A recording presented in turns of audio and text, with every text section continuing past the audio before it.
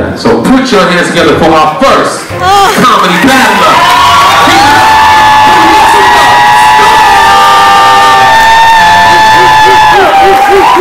Let's go, Yesika! Yo, Leon, what's up? Team Yesika! You know, like, leading up to this, the whole battle thing made me nervous as shit. Like, the word battle. Like, I've never even been in a fight. With my sisters, whenever they would pick fights at home, I would just curl into a ball and just wish it was over, like, as quick as possible. So I'm like, can we call this, like, a comedy friendship? Comedy conversation? Like, I'm awkward as shit, and then I'm on stage now trying to make you guys laugh, so... If anything, I don't know, we're going to take this trip together. Speaking of awkward, so I'm terrified of earthquakes, right? Like, and I live in LA. So like, that's the worst shit ever. One day, I was getting ready for work and I was getting dressed and I had my shirt on, my underwear on and my socks on. Don't worry about the order, but that's how I was dressed. And I had my pants in my hand and you know, whatever. And it starts fucking shaking. So my instinct is the only time you will ever see me haul ass is when there's an earthquake. I don't move for anything else. So it started shaking. My ass ran outside. I picked up the dog and I had my pants in my hand. Your dog in your pants.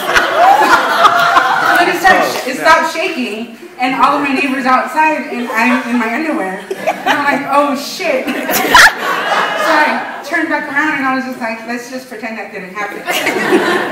Also, I take the bus, and I also have a no running rule for the bus. If the bus is coming, and I'm like a half a block away, I just pull out my phone and call work. I'm gonna wait.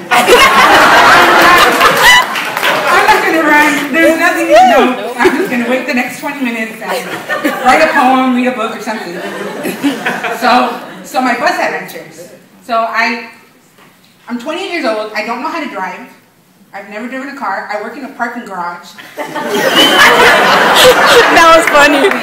And I take the bus to and from Westwood, where UCLA is. So sometimes after work I like to go watch a movie afterwards or whatever. So I was at Thirsty Promenade, and the movie had that out like at 1 o'clock in the morning, and I was walking to the bus stop. Of course I decided to go to the bus stop that's the farthest away, because I don't want to be around the bums. So I'm walking down the street, and then they want to be around you. Nobody like in the way, and there's like bars and stuff, you can hear the music. And then I hear like somebody yell, "Hey, yo, Bernice, is that you?" I'm not Bernice, so I keep walking. Bernice! I hear Bernice over and over, so eventually I turn around and it's just one man, like a block away, and then it's me, and I'm like, I turn around and I keep walking, he goes, "Bernice, I thought I told you I had to stay home." Right when this happens, I'm in front of a bar and some white girls come out for like a cigarette or whatever, and they're like asking me if I'm okay. They think it's like my boyfriend. So then this guy yells, "Bernice, I thought," what did he say? He goes, "I thought I told the ass not to be talking to them white hoes, Bernice." Oh shit. And I was like, oh shit. And he's like, "Don't make me beat you again." And I was like, oh, so I stopped talking to the white hoes. Oh.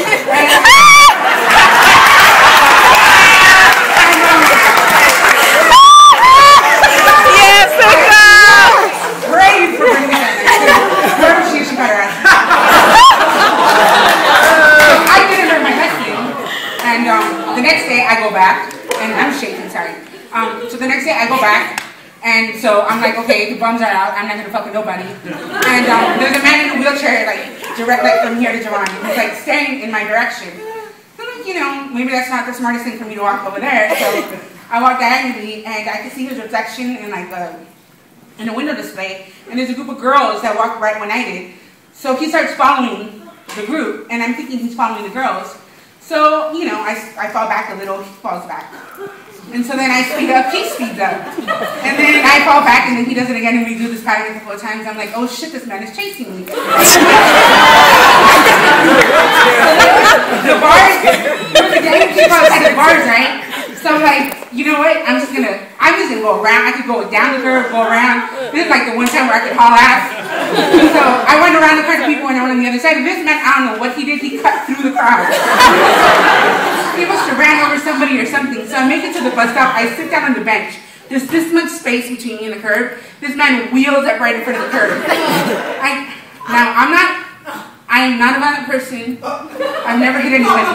But in a moment I was like, if this motherfucker touches me, I'm kicking him into the street. I will kick this wheelchair into the street as fast as possible. He looks at me dead in the face and then he goes, give me your number. Whoa. He has a cell phone in his hand, and I'm like, what? You're a bum. Like, what is happening? You're a bum. So I get up, I walk away, and he's like stalking between like me and the bus stop, like rolling back and forth. And the bus, of course, won't come. And so he's like going back and forth, and the bus comes. I'm like, I'm saved. The motherfucker gets on the bus. So since he's on the wheelchair, he has to get on first, and they strap him into the front of the seat. And when I get on, I'm like, this fucker can't go where I'm going because he's strapped in. So I go all the way to the back of the bus. I go all the way to the back of the bus, and remember one of those accordion ones? So every time I would turn the corner, the dude was like, it's